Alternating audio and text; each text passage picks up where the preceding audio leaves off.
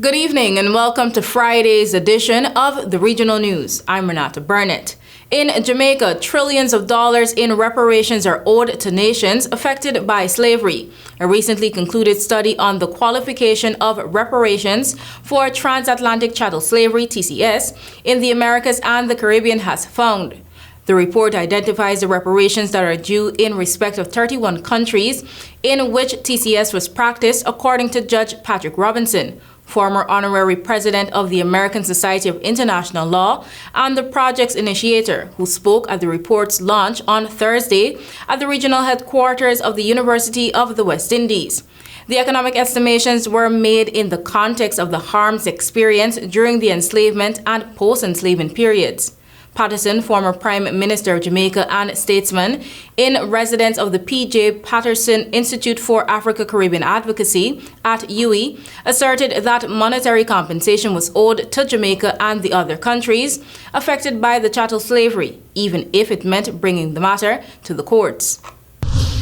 In St. Kitts and Nevis, Prime Minister Terence Drew will introduce amendments to St. Kitts and Nevis Firearms Act as part of efforts to reduce violent crime in the Federation.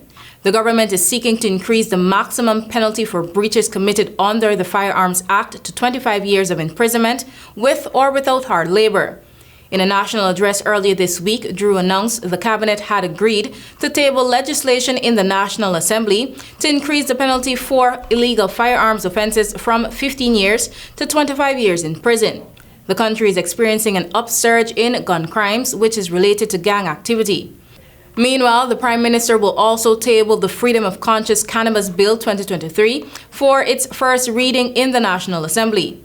The bill seeks to allow adults to grow cannabis for private use in a secured area within a private residence, and the personal possession and use of cannabis in certain public places within the designated smoking areas. Finally, in Argentina, a major Argentine local currency debt swap concluded very successfully, a government spokesperson said on Thursday, as the country looks to keep state finances afloat amid rampant inflation at 109% and dwindling foreign currency reserves. The voluntary exchange, part of a wider push to restructure government debts and avoid default, is estimated by analysts to involve some 10.2 trillion pesos of debt assets, with just under half held by private investors. Government spokeswoman Gabriela Curtis said the exchange had gone very successfully, though did not divulge the detailed results, which are expected later on. The IMF welcomed Argentina's debt swap, adding that the operation should safeguard debt sustainability. That's all for now. Thank you for watching.